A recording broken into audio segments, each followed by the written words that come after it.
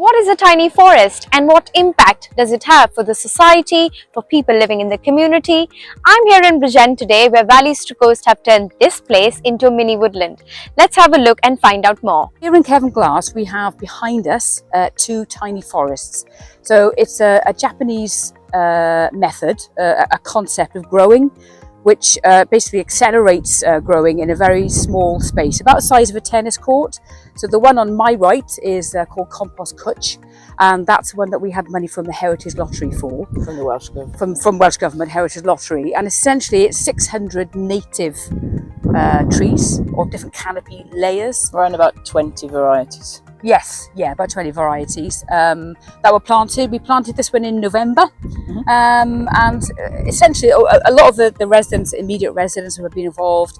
There's a primary school just up the road from here, and the eco club and eco school are heavily involved. We are plastered on the wall of the eco club, and behind me you can probably just make out there's a structure, and that's essentially an outdoor classroom.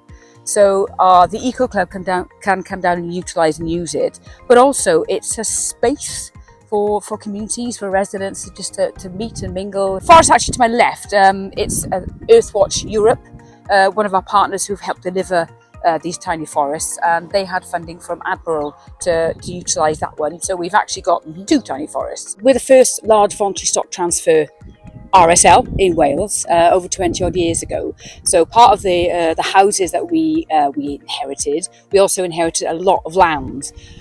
We've got loads of grey spaces, so i.e. old garage sites and garage bases, but we've also got a lot of green spaces, and a lot of them we literally just cut the grass. So we as a business were really keen to utilise these natural assets in a better way for our sustainability ambitions, but also we wanted to bring our customers and our communities on that journey with us. So we engaged with this lady to my left, Claire, as a consultant to look at producing a feasibility study for us to see what is realistic. And we were really keen to make sure that our tenants plus our wider residents were interested in what we were looking to do, and wanted to be involved. We don't want to be a landlord that comes up and comes into an area and just does stuff to our tenants. We had loads of residents, teachers, kids involved to actually do the planting. So the tiny forest was one part, but then behind you guys and in front of us, we've got our Compost Cwtch, our community growing area. People really wanted to have the opportunity to grow local food within their local environment. And this space, we applied to the Local Places for Nature Fund through the Heritage Lottery. We were successful, and this is one of 3 community growing sites. And it's quite substantial, and we've had immense uptake from the local residents, getting involved and really engaging with the project. They've really embraced it and made it their own, which is exactly what we wanted. We want this to be inclusive for everybody. I mean, for instance, one of our group members has got a son who's on the spectrum. We're hoping to set up a little group for NAS, which is National Autistic Society, get them involved. A place where they can be themselves. They can come and plant, they can come and run about. And we've tried to build in a few things to make it more successful.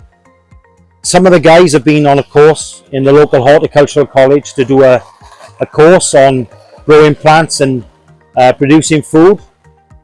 We've also built in some water harvesting systems so that it's raining now and that water's being gathered ready to water our plants over the next few days. And it's a cross section. You've got some of the people who want to grow the plants, others who want to do the construction, others who want to work with kids in schools. So it really does encompass the whole community. So over the next 5 years, we're aiming to develop around 25 sites like this, all the way through the Bridgend borough, on Valleys to Coast land sites. They could be community growing, they could be further tiny forests, they could be community orchards, but all of that will be driven by what the local community want within those areas.